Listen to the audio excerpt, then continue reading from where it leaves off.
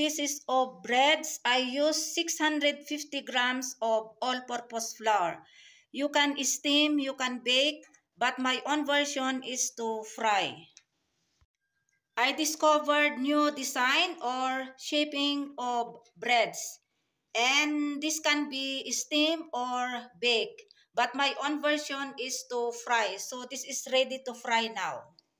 Assalamualaikum everyone. Today I'm going to make bread. And these are all the ingredients. This is already sifted all-purpose flour, 650 gram.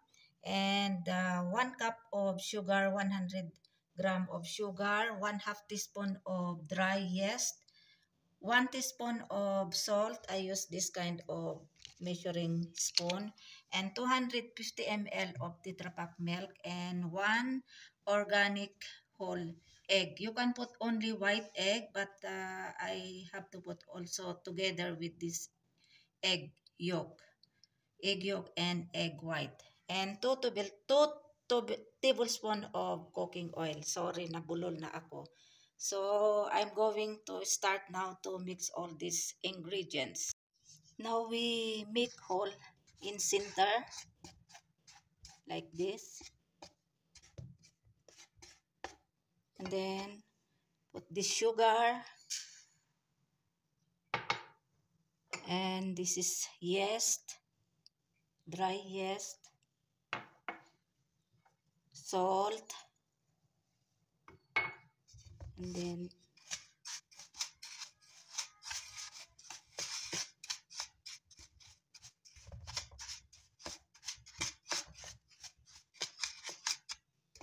to be followed this lukewarm Tetra Pak of milk. Now we have to put slowly here.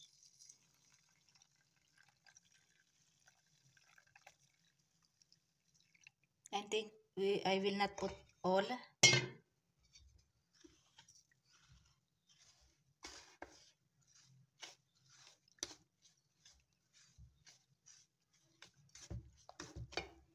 And to be followed by 1 whole egg, organic, and 2 tablespoons of cooking oil.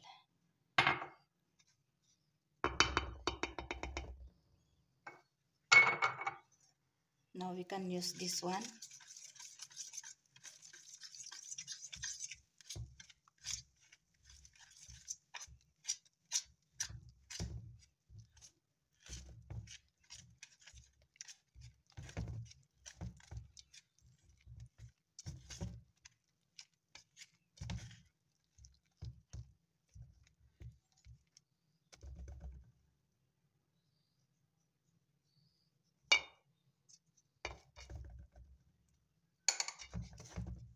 We have to use again spatula. I don't have this plastic spatula. I have before, but it's already damaged. It's already broken. So I buy another kind of spatula, but made of wood. Now we can use hand to mix all these ingredients.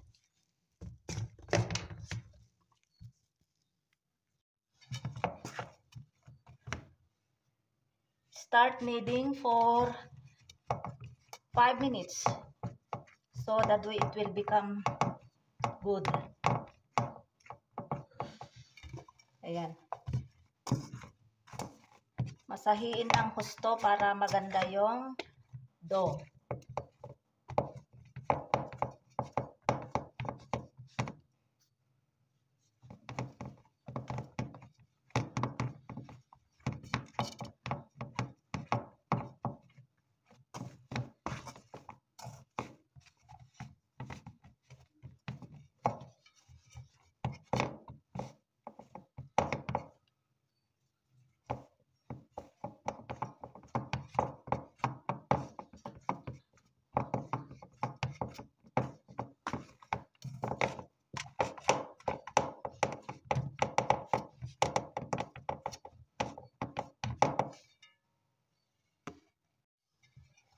After mixing or kneading, so we have to transfer now this in a bowl.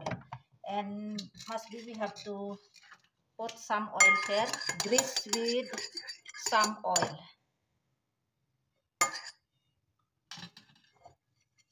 Like that. We put more oil.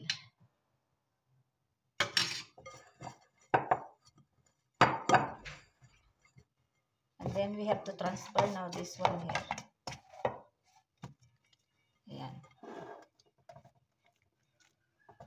And then leave this one for 15 to 20 minutes. And then cover with plastic.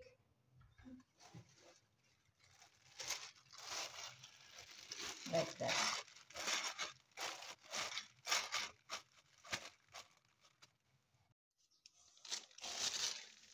So this is the dough after I leave for 20 minutes.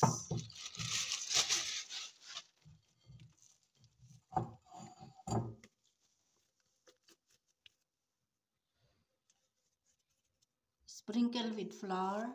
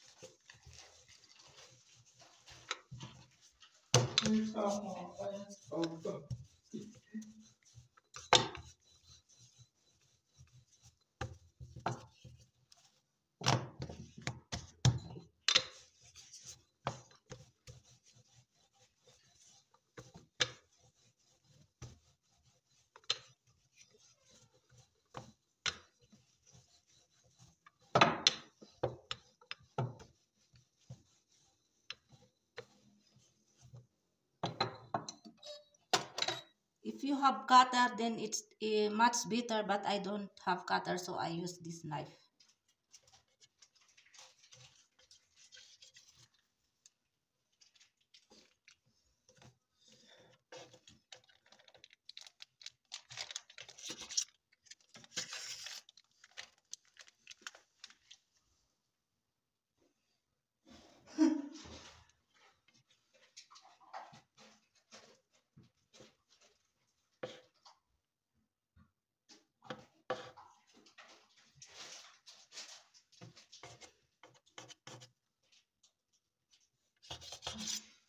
Now I have to cut again this one into two.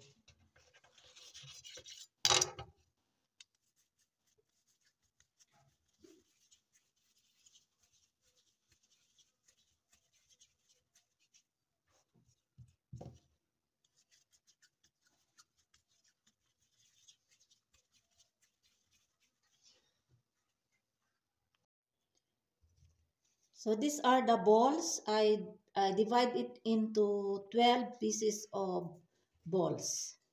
1, 2, 3, 4, 5, 6, 7, 8, 9, 10, 11, 12.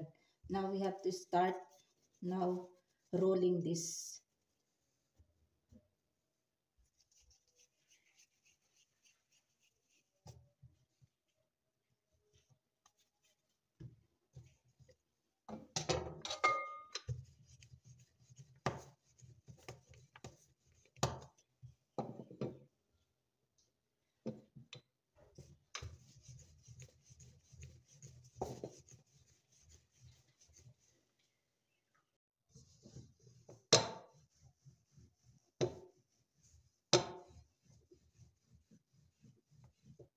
As you can see the shape, it's like oblong.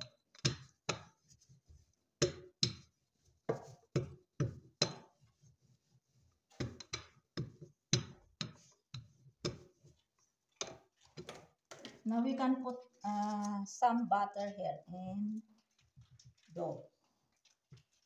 Not too much butter, it's enough.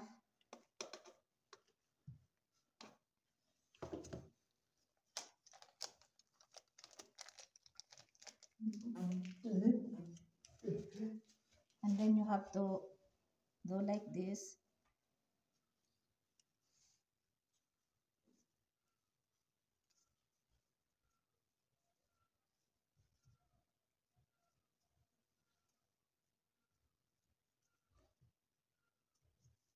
And then we have to roll again like this. Sprinkle with flour.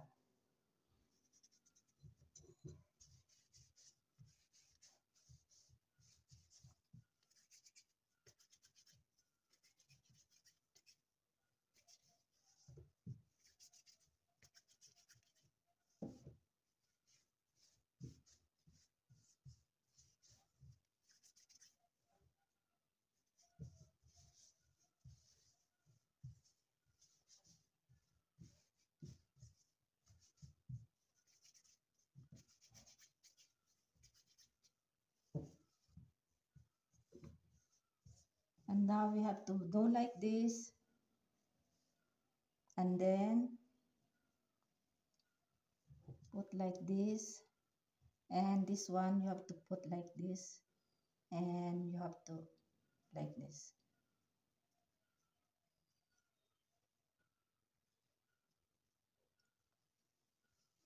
Ayan.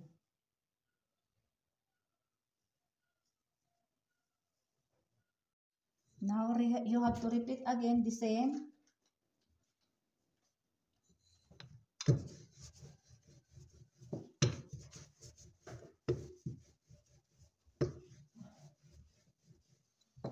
Ayan.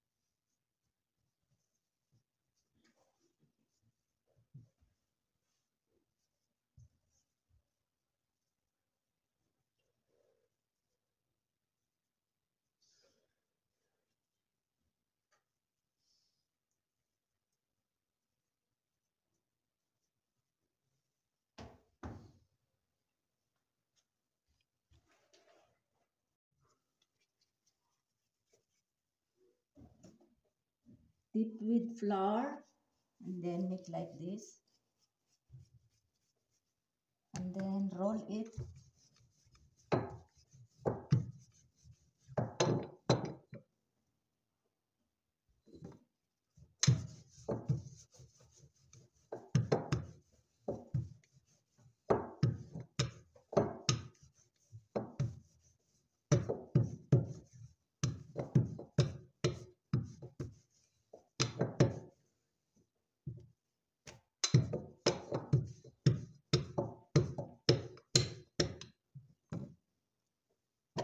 And then you will put butter, scattered with butter, and then do like this.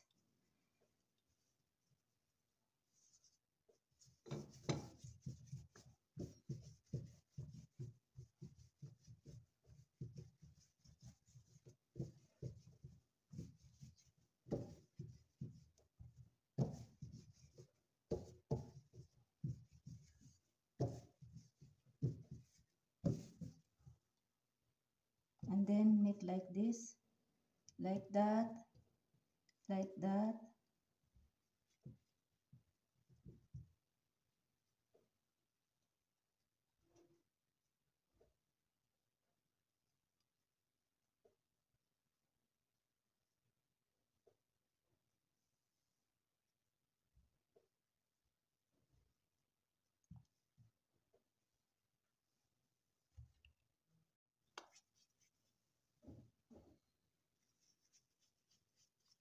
Making or shaping design of bread.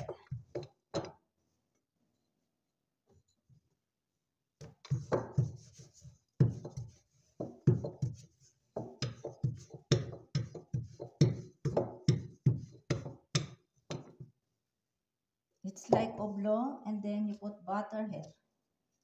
Scattered with butter.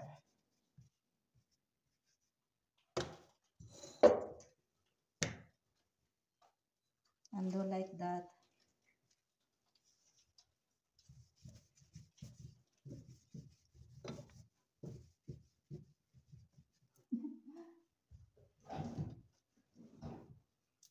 Yan silang kasabay.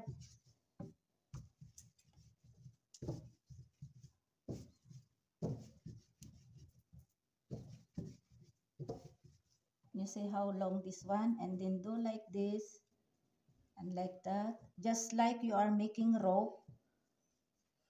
You see, and then this side like that, and you have to this one.